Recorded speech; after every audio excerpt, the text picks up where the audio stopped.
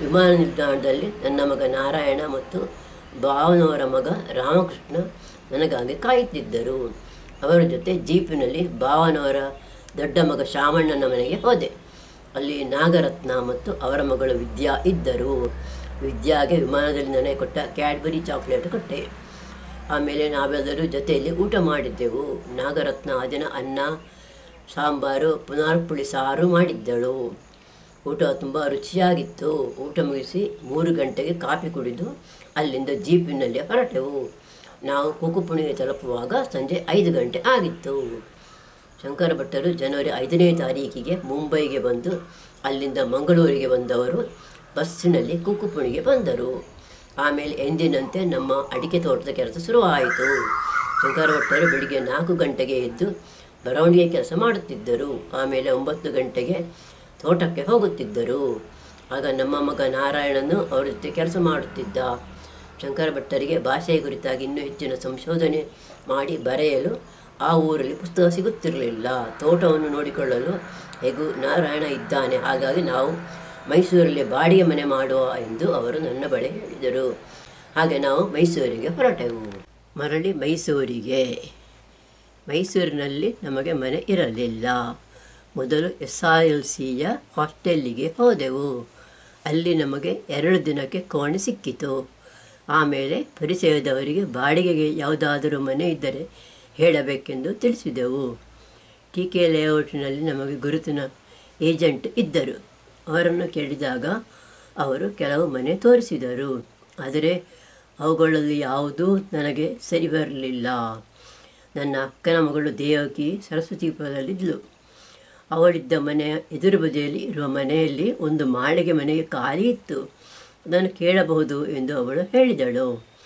ಆ ಮನೆ ಸುಬ್ಬರಾವ್ ಎಂಬುವರದ್ದು. ಅವರನ್ನು ಕೇಳಿದಾಗ ನಮಗೆ ಅದನ್ನು ಕೊಡಲು ಒಪ್ಪಿದರು. ಸಾಮಾನುಗಳನ್ನು ತೆಗೆದುಕೊಂಡು ನಾವು ಆ ಮನೆಗೆ ಬಂದೆವು. ಸರಸ್ವತಿಪುರ ಮನೆಯ ಹತ್ತಿರ ಪ್ರೊಫೆಸರ್ GT ನಾರಾಯಣರಾವ್ ಅವರ ಮನೆ ಇತ್ತು. ಅವರದ್ದು 8ನೇ ಕ್ರಾಸು, 8ನೇ ಮೈನು, 8ನೇ ನಂಬರ್ನ ಮನೆ. ಅವರಿಗೆ ಮದುವೆಯಾದುದು ಪುತ್ತೂರಿನ AP ಸುಬ್ಬಯ್ಯನವರ ಮಗಳನ್ನು. ಅವರ ಮನೆಯವರೆಲ್ಲ ಓದಿದ್ದು ಪುತ್ತೂರಿನ ಬೋರ್ಡ್ ಹೈಸ್ಕೂಲ್ನಲ್ಲಿ.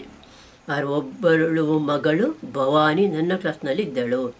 ಅವಳು ಮತ್ತು ನಾನು ಆ ಹೈಸ್ಕೂಲ್ನಲ್ಲಿ 6ನೇ ಕ್ಲಾಸಿಂದ 11ನೇ ಕ್ಲಾಸಿನವರೆಗೆ ಒಟ್ಟಿಗೆ ಕಲಿತಿದ್ದೆವು. ಅವಳ ಅಕ್ಕಂದಿರು ನನ್ನ ಅಕ್ಕಂದಿರ ಕ್ಲಾಸ್ನಲ್ಲಿದ್ದರು. ಹಾಗಾಗಿ ಪುತ್ತೂರಿನವರಾದ GT ನಾರಾಯಣರಾಯರ ಮಡದಿ ನನ್ನ ಹತ್ತಿರ ಮಾತನಾಡಲು ನಮ್ಮ ಮನೆಗೆ ಒಮ್ಮೊಮ್ಮೆ ಬರುತ್ತಿದ್ದರು. ಅವರ ಸೊಸೆ ನಮ್ಮೂರಿನ ಒಡ್ಡಿಯೂರಿನವಳು. ಅವಳ ಗಂಡ ಅನಂತವರ್ಧನ CA ಆಗಿ ಈ ಊರಲ್ಲೇ ಕೆಲಸದಲ್ಲಿದ್ದರು. ನಾವು ಅವರ ಮನೆಗೆ ಒಮ್ಮೊಮ್ಮೆ ಹೋಗಿ ಬರುತ್ತಿದ್ದೆವು. ಇನ್ನೊಬ್ಬರ ಪರಿಚಯದವರು ಡಾಕ್ಟರ್ ರಾಜಪುರೋಹಿತರು. ಅವರು ನನ್ನ ಪತಿ ಕೆಲಸ ಮಾಡುತ್ತಿದ್ದ CIILನಲ್ಲಿ ಕೆಲಸದಲ್ಲಿದ್ದರು. ಅವರ ಮನೆಯು ಸರಸ್ವತಿಪುರದ ನಮ್ಮ ಮನೆ ಹತ್ತಿರ ಇತ್ತು. ಅವರ ಮನೆಗೂ ನಾವು ಒಮ್ಮೊಮ್ಮೆ ಹೋಗುತ್ತಿದ್ದೆವು. ರಾಜಪುರೋಹಿತರ ಮಡದಿ ಗಂಗಾ ಕತೆ, ಪ್ರವಾಸ, ಪ್ರಬಂಧ ಮೊದಲಾದ ಕೆಲವು ಕನ್ನಡ ಪುಸ್ತಕ ಬರೆದಿದ್ದಾರೆ. ಅವರು ಬರೆದ ಪುಸ್ತಕಗಳನ್ನು ನನಗೆ ಕೊಟ್ಟಿದ್ದರು ಮತ್ತು ನಾನು ಬರೆದ ಪುಸ್ತಕಗಳನ್ನು ಅವರಿಗೆ ಕೊಟ್ಟಿದ್ದೆ. ನಾವಿದ್ದ ಮನೆಯ ತಾರಸಿಯಲ್ಲಿ ಒಂದು ಕಕ್ಕಸು ಇತ್ತು. ಆದರೆ ಅದನ್ನು ನಾವಾಗಲಿ ಕೆಳಗಿನ ಮನೆಯವರಾಗಲಿ ಉಪಯೋಗಿಸುತ್ತಿರಲಿಲ್ಲ. ಅಲ್ಲಿ ನೀರು ಮತ್ತು ಲೈಟಿನ ವ್ಯವಸ್ಥೆ ಇತ್ತು. ಒಂದಿನ ಬೆಳಗ್ಗೆ 11:30 ಗಂಟೆಗೆ ಅಮ್ಮ ಅಮ್ಮ ಎಂದು ಯಾರೋ ಕರೆಯುವುದು ನನಗೆ ಕೇಳಿಸಿತು. ಪಕ್ಕದಲ್ಲಿರುವ ಮನೆಯಲ್ಲಿ ಮನೆ ಕೆಲಸಕ್ಕೆ ಬಂದ ಹೆಂಗಸರು ಯಾರೋ ಕರೆಯುತ್ತಿದ್ದಾರೆ ಎಂದು ನಾನು ಗ್ರಹಿಸಿದೆ. ಹಾಗಾಗಿ ಯಾರೆಂದು ನೋಡಲು ನಾನು ಹೊರಗೆ ಹೋಗಲಿಲ್ಲ. ಆಮೇಲೂ ಅಮ್ಮ ಅಮ್ಮ ಎಂದು ಕರೆಯುವುದು ಮತ್ತು ಬಾಗಿಲು ಬಡಿಯುವುದು ಕೇಳಿಸುತ್ತಲೇ ಇತ್ತು. ನಾನು ಯಾರೆಂದು ಬಾಲ್ಕನಿಯಿಂದ ಕೆಳಗೆ ನೋಡಿದೆ. ಅಲ್ಲಿ ಯಾರೂ ಇರಲಿಲ್ಲ. ಅಮ್ಮ ಅಮ್ಮ ಎಂದು ಕರೆಯುವ ಸದ್ದು ಮತ್ತು ಆಮೇಲೆ ಯಾರೋ ಅಳುವ ಸದ್ದು ಕೇಳತೊಡಗಿತು. ನನ್ನ ಪತಿ CIILಗೆ ಹೋಗಿದ್ದರು. ನಾನು ತಾರಸಿ ಹೋಗಿ ನೋಡಿದೆ. ಅಲ್ಲಿ ಕಕ್ಕಸು ಇತ್ತಲ್ಲವೇ. ಕೆಳಗಿನ ಮನೆಯ ಹುಡುಗಿ ಇರಬಹುದೆಂದು ಮೆಟ್ಟಲು ಹತ್ತಿ ಮೇಲೆ ಹೋದೆ. ಆಗ ಪಕ್ಕದ ಮನೆಯ ಹೆಂಗಸು ಮೇಲೆ ಕೈ ತೋರಿಸಿದಳು. ಆ ಹೆಂಗಸಿಗೆ ಬಾಯಿ ಬರುತ್ತಿರಲಿಲ್ಲ. ನಾನು ಕಕ್ಕಸಿನ ಬಾಗಿಲು ತೆರೆದಾಗ ಅಲ್ಲಿ ಕೆಳಗಿನ ಮನೆಯ ಹುಡುಗಿ ಇದ್ದಳು. ತುಂಬ ಹೊತ್ತಿನಿಂದ ಅವಳು ಅಲ್ಲಿ ಸಿಕ್ಕಿಬಿದ್ದುದರಿಂದ ತುಂಬ ನಿತ್ರಾಣದಲ್ಲಿದ್ದಳು. ಅವಳನ್ನು ಎಬ್ಬಿಸಿ ಕೆಳಗೆ ಕರೆದುಕೊಂಡು ಹೋದೆ. ಅವಳ ಅಮ್ಮ ಮನೆಯಲ್ಲಿದ್ದರು. ಅವರಿಗೆ ಮಗಳ ಕೂಗು ಕೇಳಿಸಿರಲಿಲ್ಲ. ಮಗಳು ಕಾಲೇಜಿಗೆ ಹೋಗಿದ್ದಾಳೆ, ಇನ್ನು ಅವಳು ಮನೆಗೆ ಬರುವುದು ಸಂಜೆಗೇನೆ ಎಂದು ಅವರು ಅವರ ಮನೆ ಕಸಿ ತೊಳೆಯಲು ಹಾರ್ಪಿಕ್ ಹಾಕಿದ್ದರಂತೆ. ಆ ದಿವಸ ಮಗಳು ಮನೆಗೆ ಬೇಗ ಬಂದಿದ್ದಳು. ಆದರೆ ಅವಳು ಮನೆಗೆ ಬಂದುದು ಅವಳ ಅಮ್ಮನಿಗೆ ತಿಳಿದಿರಲಿಲ್ಲ. ಹೇಗೋ ತಾರಸಿಯಲ್ಲಿ ಕಕ್ಕಸು ಇದೆ ಎಂದು ಹುಡುಗಿ ಮೇಲೆ ಹೋಗಿದ್ದಳು. ಅವಳು ಕಕ್ಕಸಿನ ಬಾಗಿಲು ಹಾಕಿದೊಡನೆ ಹೊರಗಿನ ಚಿಲಕ ಬಿದ್ದಿತ್ತು. ಹಾಗಾಗಿ ಅವಳಿಗೆ ಅಲ್ಲಿಂದ ಹೊರಗೆ ಬರಲು ಆಗಲಿಲ್ಲ. ಆ ಕಕ್ಕಸಿನಲ್ಲಿ ಕಿಟಕಿಯೂ ಇರಲಿಲ್ಲ. ತುಂಬ ಹೊತ್ತು ಗಾಳಿ ಇಲ್ಲದೆ ಮತ್ತು ಕೂಗಿ ಕೂಗಿ ಅವಳಿಗೆ ಸುಸ್ತಾಗಿತ್ತು. ಅವಳ ಅಮ್ಮ ನನ್ನನ್ನು ನೋಡಿ, ನೀವು ನನ್ನ ಮಗಳನ್ನು ಉಳಿಸಿದಿರಿ ಎಂದರು. ಸ್ವಲ್ಪ ಹೊತ್ತಿನ ಬಳಿಕ ಅವಳ ಮಗಳು ಮೀರಾ ಗೆಲುವಾದಳು. ಆಂಟಿ ತುಂಬ ಥ್ಯಾಂಕ್ಸ್ ಎಂದು ಹೇಳಿದಳು. ಸಂಜೆ ನಾನು ಮತ್ತು ನನ್ನ ಪತಿ ವಾಕ್ ಹೋಗಲು ಕೆಳಗೆ ಬಂದೆವು. ಆಗ ಮೀರನ ತಾಯಿ ಹೊರಗೆ ಬಂದು, ನನ್ನ ಮಗಳನ್ನು ನೀವು ಆಪತ್ತಿನಿಂದ ಪಾರು ಮಾಡಿದಿರಿ. ಆ ಕಕ್ಕಸಿನಲ್ಲಿ ಗಾಳಿಯೇ ಇರಲಿಲ್ಲ. ಮೀರಾ ಇವತ್ತು ಕಾಲೇಜಿನಿಂದ ಬೇಗ ಬಂದುದು ನನಗೆ ತಿಳಿದಿರಲಿಲ್ಲ. ನನಗೆ ಯಾರೋ ಅಮ್ಮ ಅಮ್ಮ ಎಂದು ಕರೆಯುವುದು ಕೇಳಿಸಿತ್ತು. ಆದರೆ ಪಕ್ಕದ ಮನೆಯಲ್ಲಿ ಯಾರನ್ನೋ ಕರೆಯುತ್ತಿರಬಹುದು. ನಾನು ನನ್ನ ಪಾಡಿಗೆ ಅಡುಗೆ ಮಾಡುತ್ತಿದ್ದೆ ಎಂದು ಹೇಳಿದರು. ನಾವು ಆ ಮನೆಯಲ್ಲಿ 8 ತಿಂಗಳು ಇದ್ದೆವು. ಪ್ರೊಫೆಸರ್ ರಾಧಾಕೃಷ್ಣ ಅವರು ಒಂದು ದಿವಸ ನಮ್ಮ ಮನೆಗೆ ಬಂದು, ಅವರ ಪಕ್ಕದ ಮನೆಯಲ್ಲಿ ಬಾಡಿಗೆಗೆ ಇದ್ದವರು ಆ ಮನೆಯನ್ನು ಬಿಟ್ಟು ಹೋಗಿದ್ದಾರೆ, ನಿಮಗೆ ಅಲ್ಲಿಗೆ ವಾಸಕ್ಕೆ ಬರಬಹುದು ಎಂದು ಹೇಳಿದರು. ನಮಗೂ ಸರಸ್ವತಿಪುರದ ಈ ಪೇಟೆ ಜಾಗ ಅಷ್ಟು ಇಷ್ಟವಾಗಿರಲಿಲ್ಲ. ಹಾಗಾಗಿ ವಿಜಯನಗರದಲ್ಲಿರುವ ಆ ಮನೆಯನ್ನು ನಾವು ಆ ದಿನ ನೋಡಿ ಬಂದೆವು. ಅಲ್ಲಿ ಪೇಟೆ ಗಲಾಟೆ ಇರಲಿಲ್ಲ. CIಯಲ್ಲಿಗೂ ಅದು ಹತ್ತಿರ ಇತ್ತು. ಪ್ರೊಫೆಸರ್ ರಾಧಾಕೃಷ್ಣರ ಮಡದಿ ವಾಣಿ ನನ್ನ 2ನೇ ಅಣ್ಣ ಶಂಕರ ಭಟ್ಟರ ಮಡದಿಯ ತಂಗಿ. ಹಾಗಾಗಿ ನನಗೆ ಮೊದಲೇ ಅವರ ಪರಿಚಯವಿತ್ತು. ಮಾರನೇ ದಿವಸವೇ ನಾವು ಈಗ ಇದ್ದ ಮನೆಯನ್ನು ಖಾಲಿ ಮಾಡಿ ವಿಜಯನಗರದ ಮನೆಗೆ ಹೋದೆವು. ಆ ದಿವಸ ಮಧ್ಯಾಹ್ನ ನಮಗೆ ವಾಣಿ ಮನೆಯಲ್ಲಿ ಊಟ ಆಯಿತು. ನಾವು ಹೋದ ಮನೆಯ ಯಜಮಾನ ಹಿಂದಿನ ದಿವಸವೇ ನಮ್ಮ ಬಳಿ ಬಂದು ಬಾಡಿಗೆ ವಿಚಾರ ಮಾತನಾಡಿ ಹೋಗಿದ್ದರು. ಅವರಿಗೂ ಶಂಕರ ಭಟ್ಟರಿಗೆ ಆ ಮನೆಯನ್ನು ಕೊಡಲು ಸಂತೋಷವಾಗಿತ್ತು. ಆ ಮನೆಗೆ ಬಂದ ಬಳಿಕ ಶಂಕರ ಭಟ್ಟರು ಒಂದು ಲೂನಾ ಮೋಪೆಡ್ ತೆಗೆದುಕೊಂಡಿದ್ದರು. ಹಾಗಾಗಿ ಅವರಿಗೆ ದಿನಾಲೂ CIಯಲ್ಲಿಗೆ ಹೋಗಿ ಬರಲು ಅನುಕೂಲವಾಯಿತು. ಶಂಕರ ಭಟ್ಟರು ಆಸ್ಟ್ರೇಲಿಯಾಕ್ಕೆ ಹೋದುದು.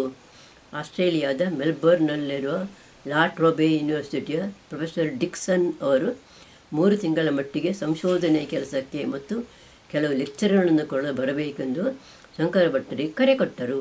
ಆಗಸ್ಟ್ 1ನೇ ತಾರೀಕಿನಿಂದ ಅಕ್ಟೋಬರ್ 31ರ ತನಕ ಅಲ್ಲಿ ಹೋಗಿ ಬರುವುದೆಂದು ಶಂಕರ ಭಟ್ಟರು ನಿಶ್ಚಯಿಸಿದರು. ಗುಜರಾತಿನ ಬಾಡಾದಲ್ಲಿದ್ದ ನಮ್ಮ ಮಗಳು ಮಾಲತಿ ಆಶ್ರಮದ ಕೆಲಸವನ್ನು ಬಿಟ್ಟು ಊರಿಗೆ ಬಂದಿದ್ದಳು. ನಾರಾಯಣ ಮತ್ತು ಮಾಲತಿ ಊರಿನಲ್ಲಿರುವುದರಿಂದ ನಾನು 3 ತಿಂಗಳು ಅಲ್ಲಿರುತ್ತೇನೆಂದು ನನ್ನ ಪತಿಗೆ ಹೇಳಿದೆ. ಹಾಗೆ ಜುಲೈ 30ನೇ ತಾರೀಕಿಗೆ ಶಂಕರ ಭಟ್ಟರು ಆಸ್ಟ್ರೇಲಿಯಾಕ್ಕೆ ಹೋದರು. ನಾನು ಅಗತ್ಯವಿರುವ ಬಟ್ಟೆ ಮೊದಲಾದವನ್ನು ತೆಗೆದುಕೊಂಡು ಕುಕ್ಕುಪುಣಿಗೆ ಹೋದೆ. ಕುಕ್ಕುಪುಣಿಗೆ ಬಂದ ಕೆಲವೇ ದಿನಗಳಲ್ಲಿ ಅಲ್ಲಿನ ನೆರೆಕರೆಯವರ ಜೊತೆ ನಮ್ಮ ಮಕ್ಕಳ ಇರುವಿಕೆ ಅಷ್ಟು ಚೆನ್ನಾಗಿಲ್ಲವೆಂದು ನನಗೆ ಅನಿಸತೊಡಗಿತು. ಪೇಟೆಯ ಮನೆಯಲ್ಲಿ ಹುಟ್ಟಿ ಬೆಳೆದ ನಮ್ಮ ಮಕ್ಕಳಿಗೆ ಅಲ್ಲಿ ಹೊಂದಿಕೊಂಡು ಇರಲು ಕಷ್ಟವಾಗಿತ್ತು. ನಮ್ಮ ಮಕ್ಕಳಿಗೆ ತೋಟದ ಕೃಷಿಯಲ್ಲಿ ಏನಾದರೂ ಹೊಸತು ಮಾಡಬೇಕೆಂದು ಅನಿಸುತ್ತಿತ್ತು. ಆದರೆ ನೆರೆಕರೆಯವರು ಹಿಂದಿನ ಕಾಲದಲ್ಲೇ ಇದ್ದರು. ಅವರಿಗೆ ಹೊಸದು ಮಾಡುವುದು ಬೇಡ. ಅದಲ್ಲದೆ ಮಾಲತಿ ತುಂಬ ವರ್ಷ ವಿಪಶ್ಚನಾ ಧ್ಯಾನದ ಆಶ್ರಮದಲ್ಲಿದ್ದುದರಿಂದ ಅದೇ ಗುಂಗಿನಲ್ಲಿದ್ದಳು. ನನ್ನ ಹತ್ತಿರ ನೀನು ಧ್ಯಾನ ಮಾಡು ಎಂದು ಅವಳು ಒತ್ತಾಯಿಸುತ್ತಿದ್ದಳು. ನಾರಾಯಣ ಮತ್ತು ಮಾಲತಿ ದಿನ ಬೆಳಿಗ್ಗೆ 5 ಗಂಟೆಗೆ ಎದ್ದು ದೇವರ ಕೋಣೆಯಲ್ಲಿ ಕುಳಿತು ಧ್ಯಾನ ಮಾಡುತ್ತಿದ್ದರು. ಆ ಧ್ಯಾನದಿಂದ ಅವರಿಗೆ ತೋಟದ ಕೆಲಸದಲ್ಲಿ ಹುಮ್ಮಸ್ಸು ಬರುವುದನ್ನು ನೋಡಿ ನನ್ನ ಮನಸ್ಸು ಧ್ಯಾನದ ಕಡೆಗೆ ಹೋಯಿತು. ಆದರೆ ಧ್ಯಾನ ಮಾಡುವುದು ಹೇಗೆ ಎಂಬುದನ್ನು ತಿಳಿಯದೆ ಅದನ್ನು ಮಾಡಲು ಬರುವುದಿಲ್ಲ. ಇದನ್ನು ಒಂದು ಧ್ಯಾನ ಶಿಬಿರಕ್ಕೆ ಹೋಗಿ ಕಲಿಯಬೇಕು. ಶಂಕರ ಭಟ್ಟರು ಆಸ್ಟ್ರೇಲಿಯಾದಿಂದ ಹಿಂದಿರುಗಿ ಬರಲು 3 ತಿಂಗಳು ಇದೆ. ಆಮೇಲೆ ನಾನು ಮೈಸೂರಿಗೆ ಹೋಗುವವಳು. ಅವರನ್ನು ಬಿಟ್ಟು ಇರಲು ನನಗೂ ಬೇಸರವಿತ್ತು. ಅಲ್ಲಿಂದ ಅವರು ಆಗಾಗ ಕಾಗದ ಬರೆಯುತ್ತಿದ್ದರು. ನಾನು ಇಲ್ಲಿನ ಸುದ್ದಿಯನ್ನು ಅವರಿಗೆ ಬರೆದು ತಿಳಿಸುತ್ತಿದ್ದೆ. ಧ್ಯಾನ ಶಿಬಿರದಲ್ಲಿ 10 ದಿನ. ಬೆಂಗಳೂರಿನಲ್ಲಿ 10 ದಿವಸದ ವಿಪಶ್ಚನಾ ಧ್ಯಾನ ಶಿಬಿರ ಇತ್ತು. ಶಿಬಿರದ ಕಾರ್ಯಕ್ರಮಗಳನ್ನು ಮಾಲತಿ ನನಗೆ ಹೇಳುತ್ತಿದ್ದಳು. ನಾವು ಈ ಬೆಂಗಳೂರಿನ ಧ್ಯಾನ ಶಿಬಿರಕ್ಕೆ ಹೋಗುವ ಎಂದು ಅವಳು ಹೇಳಿದಳು. ಬರವಣಿಗೆಯಲ್ಲಿ ಆಸಕ್ತಿ ಇರೋ ನಾನು ಅದರ ಕುರಿತಾಗಿ ಒಂದು ಪುಸ್ತಕ ಬರೆಯಬಹುದೆಂದು ಆಲೋಚಿಸಿದೆ ಮತ್ತು ಮಾಲತಿ ಜೊತೆ ನಾವು ಧ್ಯಾನ ಶಿಬಿರಕ್ಕೆ ಹೋಗುವ ಎಂದು ಹೇಳಿದೆ. 11ನೇ ತಾರೀಕಿಗೆ ಮಾಲತಿ ಬೆಂಗಳೂರಿನ ಸೆಂಟರ್ಗೆ ಫೋನ್ ಮಾಡಿ ಅವಳು, ನಾನು ಮತ್ತು ನನ್ನ ಅಕ್ಕ ಶಾರದೆಯ ಗಂಡ ಶ್ರೀದೇ ನೀರ್ಕಜ್ಜೆ ಸುಬ್ರಾಯ ಭಟ್ಟರು 14ನೇ ತಾರೀಕಿನ ಶಿಬಿರಕ್ಕೆ ಬರುತ್ತೇವೆ ಎಂದು ತಿಳಿಸಿದಳು. ಸುಬ್ರಾಯ ಭಾವನವರಿಗೆ ಧ್ಯಾನದ ಮೇಲೆ ನಂಬಿಕೆ ಇತ್ತು. ಅವರು ಕೆಲವು ದಿವಸ ಹಿಂದೆಯೇ ಮಾಲತಿಯ ಹತ್ತಿರ 14ನೇ ತಾರೀಕಿನ ಶಿಬಿರಕ್ಕೆ ಬರುತ್ತೇನೆಂದು ತಿಳಿಸಿದ್ದರಂತೆ.